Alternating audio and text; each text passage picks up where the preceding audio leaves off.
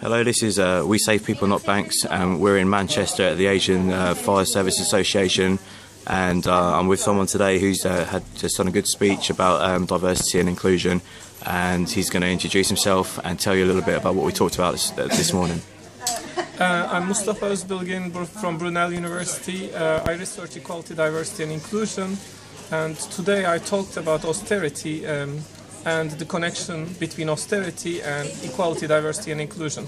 And my central argument was that austerity as a discourse harms the fabric of society, and it's used as a way to beat up common people. And it is operating through indirect mechanisms. Let me explain how. Once you accept the austerity discourse, you start thinking about financial services or any other essential services in the country in terms of financial means. Of course, societies have multiple considerations that they should have in mind when they are formulating their public, private and voluntary sector organizations, but financial considerations have never been at the heart of or at a leading position before. So with austerity measures we have come to live in a society which is like a financial democracy rather than social democracy. We are a social democratic state, and we have to consider people not as means to an end, but as human beings.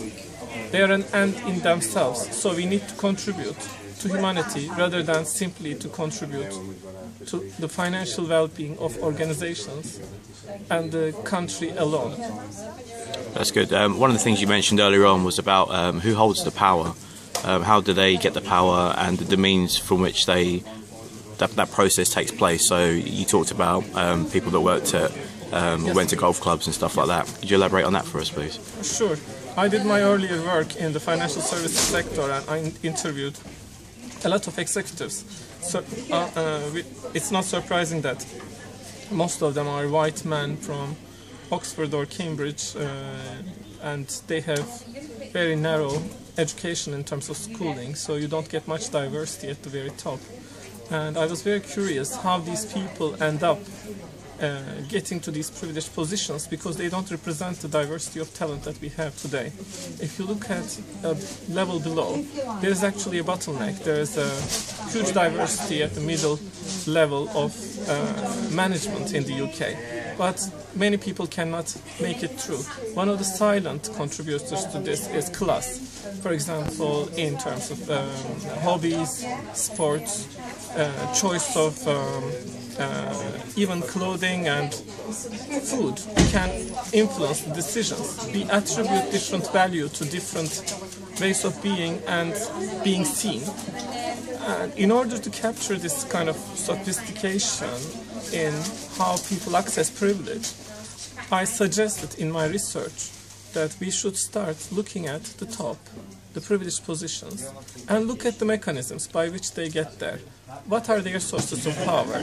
Why do we always, for example, choose people from certain schools? And how their being from those schools help them get to those positions? Without unpacking privilege, we cannot really understand disadvantage, because we are trying to promote people with disadvantage to similar positions, but we are not tackling privilege per se. So we need to problematize privilege as well as pushing people up. We need to also question how people achieve unearned privilege. So there is two kinds. Earned privileges are through education, skill, what you do, experience, your contribution to organization, your competencies. But there are unearned privileges. For example, in the class in which you are born, we still don't have any laws in Britain to contest class-based discrimination, because that's the last thing they would like to see. Yeah. Yes, and that is actually seen through whole of the British society. Because I'm not British born, I can see it very clearly. But for British-born citizens, it's more difficult to see how class impacts the career outcomes, life choices, and overall the life cycle of disadvantage afforded to working class and also now middle class people. So it's just one of the issues. It's not only about class, but looking at mechanisms, devices that create disadvantage as well as privilege. Because most of our work in diversity field is looking at disadvantage. We should keep that. We should continue doing that. But we should, if we don't ask the question, how are these people earning these privileges? Not earning them, but acquiring them, unearned privileges. We will not be able to advance in the field of equality. That's what I believe at least. See, we have a saying, we say follow the wealth, because follow the wealth and you see where the money trail leads to. Yes. One of the things about class, particularly in the UK, I find, is that there's been a concerted effort to convince people that they're not working class anymore. Oh, yes. And a lot of, you know, some of I mean, all the press, they have common agendas and themes and what works for them, whether they're centre-left or centre-right. But the common theme that they're selling is that the working class, you know, no one's working class anymore, real middle class. And I think actually that's one of the biggest lies that's been sold to the public in helping them win their position, is that you're no longer working class, and it's almost like it's a dirty word to consider yourself to be working. Absolutely. This is, I think the first lie they told us was that we live in a classless society. That was the first rubbish I heard about Britain. Then the second one was that we are mostly now middle class. The reason they are doing that is the international research, which shows that only social movements only happen in countries where there is a narrow band of middle class. That's why we are going to see more social movements around, you know, wealth redistribution in Britain, because these issues are not addressed. We don't discuss wealth redistribution. Rich are getting richer through the process of networking and other privileged means. And they have the best political representation at the moment in the UK. The current political regime is very friendly. The previous one, even the Labour, was very friendly with the corporate elite. So we are seeing that the working class voice is diminished. And this is not only about politics. If you look at you know, treatment of working class, even in comedies, there is a social deterioration. Most of the jokes are about people who are living working class lives. Look at the example of Vicky Pollard. There is a beating of working class, constant beating of working class and working class lives. And their choices are presented as choices, not as circumstances. And their lifestyles are ridiculed constantly. And people are made to believe that when they don't live like that, they have made it. If you look at, again, Britain, there is a lot of working poor. People who work in very good positions, but they are very poor. Because housing, all the other costs. Actually, we need to develop an understanding of living wage, especially in London. What we are offering people is not living wage. No. We even have, today we have modern day slavery. You might have seen the, you know, 0-hour contracts. Yes, and, 0-hour contracts. We have really detrimental public policy. I have done some work with for the Equality and Human Rights Commission, and we discovered that in NHS they have this e-recruitment process. So all the recruitment agencies log in to bid for nurses. They can provide nurses. But despite all the government discourse about quality, equality, in e-recruitment, the only criteria is price. And it goes down and down. So you say, I have 20 nurses at this wage. You can lower it and lower it, so the government will get the nurses from the agency which bids lowest. Yeah. And this is competition to the bottom. It's really crazy, and it stops at the minimum wage. So if you are giving, as a recruitment agency, nurses at minimum wage, for example in London, that's not a living wage. How is that going to operate? And these systems, for example, this e-recruitment system, is not open to public. You cannot get in and obtain the information. A lot of these systems are hidden, so when I hear that we should really care about, unconscious bias, I think we should also, that's important, but we should not underestimate people's ability to be fraudulent and really benefiting from the system. They are really making money out of exploitation, which sometimes amounts to so stark exploitation that we can call it slavery. Because they are tied in, they have no other choice but to work in order to survive. There are a lot of people like that in London, and the worst ones are or most vulnerable ones are the migrants. They are hated and they need jobs. They are working with no contract often. Really huge exploitation, Tom. There's huge scapegoating by the press and the media to offset the attention. Don't look at us and what we're doing, the government, look at what they're doing. Yes. Like the NHS is a good example. They're blaming people that aren't even in the country yet for crippling the NHS. Yes. And the thing about the NHS, Royal Mail and all the public services is that they've been bought for and paid for by our grandparents over the last 60 years, 70 years, and they're trying to sell it to us again and privatise it. But before we move on, just going back to what you said about Labour, there's been a lot of stuff about Falkirk and vote rigging and the support that Labour get from unions. But I think people forget that the biggest supporter of Labour last time they were in power was corporations. Terry Leahy, or Mr Tesco, he was a big financial backer of Tony Blair and ended up with a knighthood in 2003. And even Rupert Murdoch, his newspapers, they jumped ship from Tory to Labour, and he's now Tony Blair is now godfather to Rupert Murdoch's child.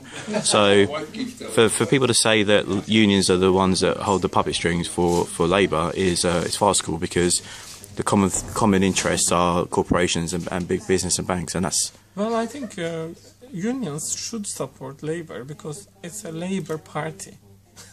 I don't see any conflict of interest. Of course, big business should support the Conservatives because they represent the conservative interests and big money. So what really worried me was the New Labour. As you may know, Margaret Thatcher said that New Labour is her greatest achievement because they turned left to right. And when you don't have this balance of politics, because a lot of people who are born into left politics are actually not anymore working class. They are middle class, upper class, they became. And they are just doing politics. It's a bit like Hogwarts. They are all in the same school. They went to the same schools. They have slight differences of opinion, and they can be reconciled. They don't see, for example, why are we criticizing trade unions for getting involved in politics when CBI is the most political institution, Confederation of British Industry? Employers put so much pressure through multiple means. They control the media, they control many vehicles of propaganda. So nobody questions the fact that they have been supporting Conservative Party forever. It's only when there was little support from them to Labour that it became problematic that trade unions. But the worrying thing in Labour times, trade union voice was shrinking.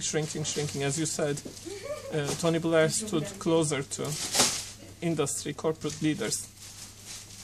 So I think we need to dismantle this system of privilege, because it's going to create the end of our society as we know it. We don't want to live in a third world country where the services are only commercially available. They are trying to create a neocon haven in Britain. America is going the other way, and we are still following the previous, Bush's system in the UK, because we have this crazy party, and dismantling public service will not help anyone. Yeah, I mean, the figurehead of the class system is the Queen, and even the Queen with all her palaces and billion-pound hats, and she's got 78 bedrooms and 52 toilets, but she still has people working on 0-hour contracts, and but people just accept that as that's fine. So it's a social choice. If they accept that, if they want to live with that, it's their choice, of course. But what is really worrying is that people sometimes don't even realize. If they realize and they're happy with it, nobody can say anything about that.